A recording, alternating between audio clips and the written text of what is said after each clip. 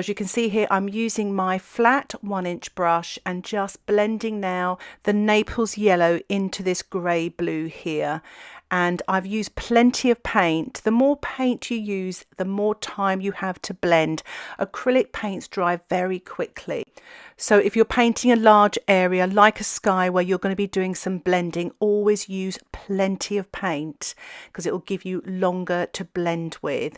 And you can also add a little bit of water if you need to make blending easier. But I've been very generous here with the buff titanium. I'm actually squeezing a little bit more and very gently blending here to create an atmospheric sky, you know, and you can create any sort of sky you like really.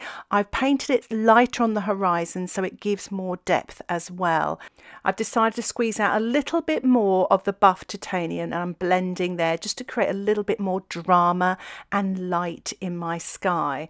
And try to, when you're blending, go back and forward to each edge. Don't stop your brush in the middle because sometimes it creates a mark there. So go from one edge to the other if you can.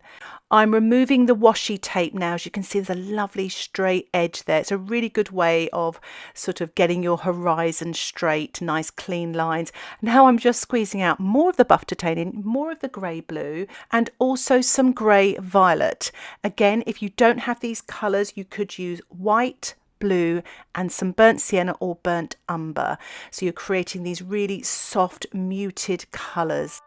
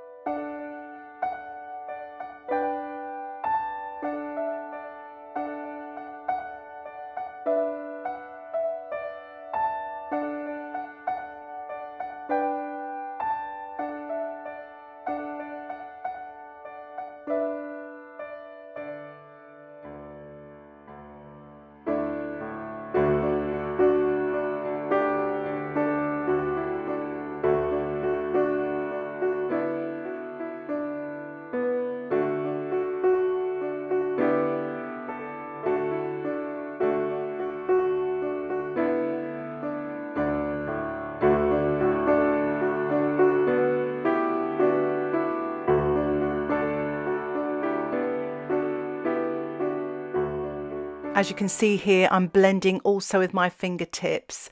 But once you're happy and satisfied with blending the sea colours, it's time to allow the painting to dry.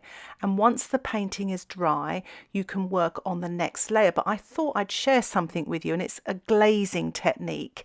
And basically, I've watered down some of the buff titanium and I'm glazing it over the sky wet on dry with my flat 1-inch brush. And what this does, it just sort of pushes back that blue if it looks a bit strong and softens it and creates more atmosphere as well. So I'm actually glazing it all the way down to the horizon line. What I'm doing here is I'm mixing up some white and the buff titanium and I'm painting this wet on dry on the sea area where the light is on the water. And this is the most important part of the painting. It's almost like the focal point. And I'm just blending away here with the white and a touch of the buff titanium with my flat 1-inch brush.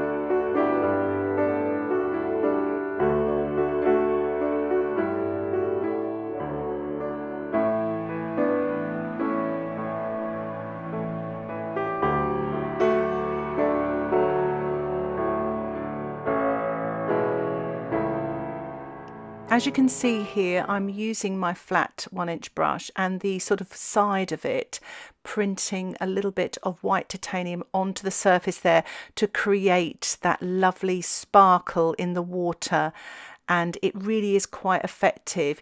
Don't worry if your paint is a little bit transparent. You can always go over these marks again later with some white. And I'm doing a little bit of dry brush as well with the side of my brush to create a lovely textured light effect on the sea as well. So make sure there's no water on your brush. Your brush is dry, it's just got paint on it, otherwise it will dilute the paint.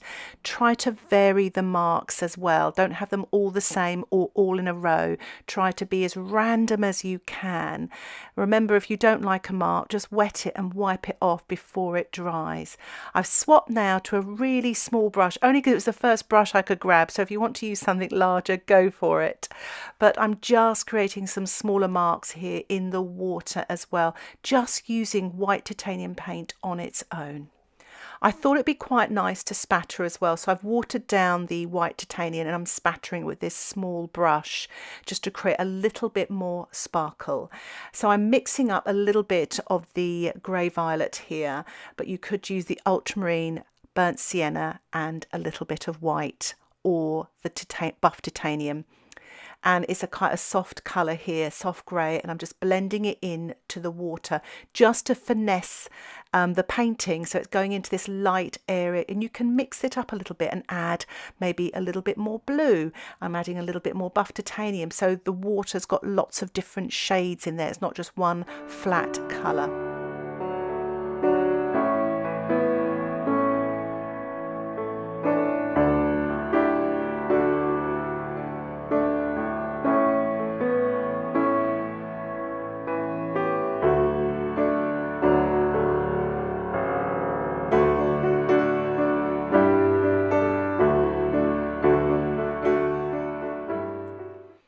So I'm just finishing up here, sort of blending in some of this blue-grey colour, and I'm going to let the painting dry.